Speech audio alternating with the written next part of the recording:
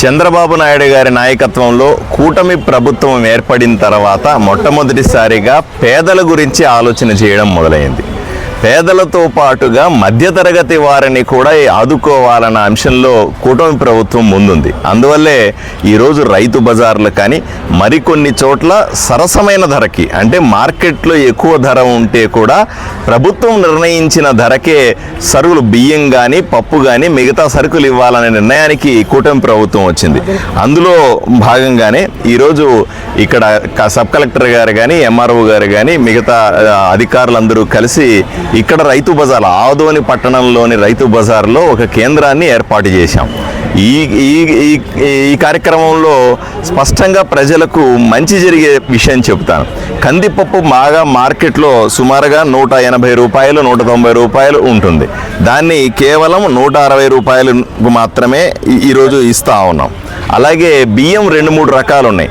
ఒక బియ్యం రకం 55 రూపాయలు బయట మార్కెట్లో ఉంటే దాన్ని కేవలం 49 రూపాయలకు మాత్రమే ఇస్తా ఉన్నాం. ఇంకొక రకం బియ్యాన్ని కూడా 52 రూపాయలుగా ఉన్నటువంటి మార్కెట్లో ఉన్న బియ్యాన్ని 48 రూపాయలకే ఇస్తా ఉన్నాం. ఈ విధంగా పేదలతో పాటు మధ్యతరగతి వారు కూడా, పేదలకు ఎలాగో రేషన్ షాపుల్లో బియ్యం ఇస్తున్నాం, ఉచితంగా బియ్యం ఇస్తా ఉన్నాం, మనిషికి 5 కేజీలు రేపున ఇస్తా ఉన్నాం. బయట మధ్యతరగతి వాడు బయట కొనుక్కోవాలంటే విపరీతంగా డబ్బులు ఉన్నాయనే పరిస్థితుల్లో మిల్లర్లని అందరినీ కూడా కన్విన్స్ చేసుకొని వాళ్ళ సహకారంతో నాణ్యమైనటువంటి బియ్యాన్ని, నాణ్యమైనటువంటి కందిపప్పును, మిగిలిన సరుకులన్నిటినీ కూడా అన్ని రైతు బజార్లో రాష్ట్ర వ్యాప్తంగా ప్రజలకు అందుబాటులో ఉంచడం చేయడం జరిగిందని చెప్పడానికి సంతోషిస్తూ ఉన్నాను. ఈ కార్యక్రమంలో ఆదోని సబ్ కలెక్టర్ గారు కానీ, ఎంఆర్ఓ గారు కానీ, మిగిలిన అధికారులందరూ కూడా ఇక్కడ పాల్గొన్నారు. గతంలో కూడా ఇలాంటి దుకాణం ఏర్పాటు చేశారు సార్, అయితే పూర్తి స్థాయిలో అమలు కాలేదు సార్. ప్రజలకి 2-3 రోజులు మాత్రమే సరఫరా చేశారు, కానీ తర్వాత బంద్ అయిపోయింది సార్.